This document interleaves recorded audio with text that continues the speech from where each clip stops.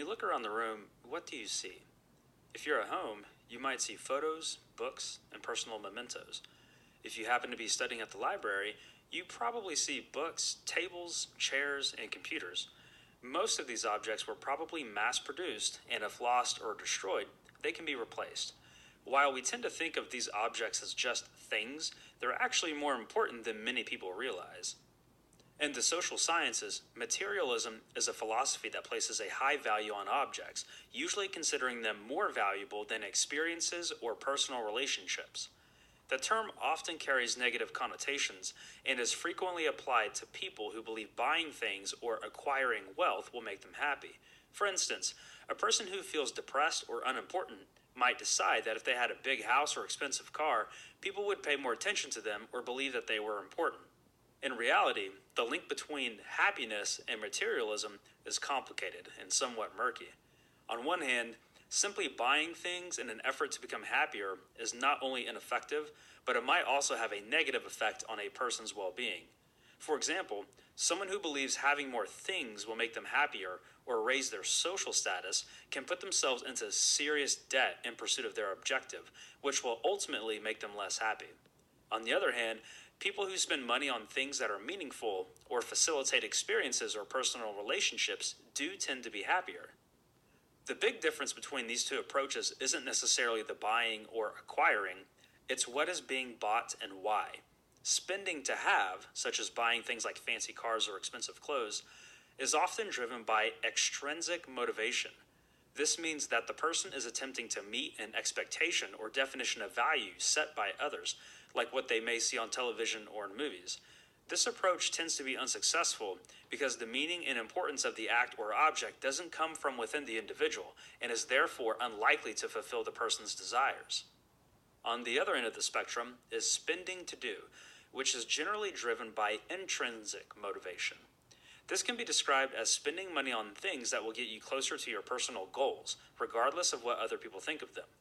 For example, if you've always wanted to become a professional guitarist, buying a guitar will probably make you happy because it's bringing you one step closer to fulfilling your dream.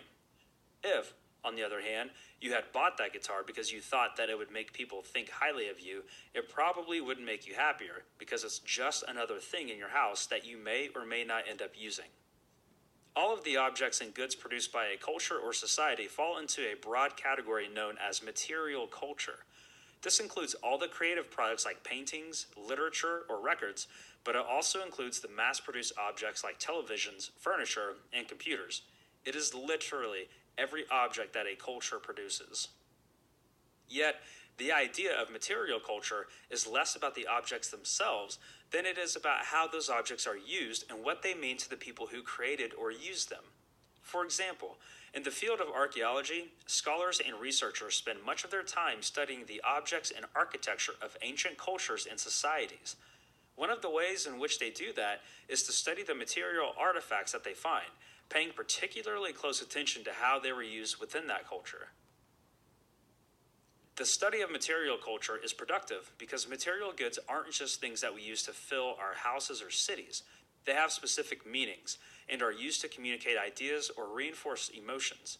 Moreover, material goods often have very personal meanings to their owners, regardless of the quality or extrinsic value of the object. Remember the guitar from the previous example? Whether or not that guitar is fancy or expensive is irrelevant because it represents something of profound intrinsic value to the person that wants to be a professional guitarist. Given the significance of objects in our lives, you can probably see how valuable material culture is when it comes to learning about another culture. How individuals and societies treat their material culture says quite a lot about how they value the ideas and emotions associated with those objects. For example, a society that burns books is probably one that doesn't value knowledge or creative expression. You can draw this conclusion because that society isn't just burning the paper, glue, and cardboard used to construct the book. They are attempting to destroy the knowledge and ideas that the books represent. Another good example might be to think about how archaeologists in the future will interpret the objects that they dig up in American landfills. Finding countless old televisions, radios, and other appliances might indicate that 20th century Americans highly valued the idea of technology, but were perhaps less concerned with the environment, which would be evident by the fact that they simply disposed of and buried machines made of chemicals and non-degradable parts.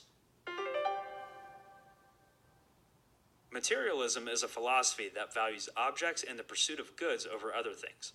It is often discussed in the context of personal happiness, specifically focused on the difference between objects with extrinsic, in which the person is attempting to meet an expectation or definition of value set by others, and intrinsic value, which is spending money on things that will get you closer to your personal goals, regardless of what other people think of them. Materialism plays an important role in the study of material culture, which is the ways in which objects are used by a particular culture of society. For those in the field of archaeology or the study of ancient cultures and societies through the materials they left behind, material culture can be analyzed to gain insight into people's lives from thousands of years ago.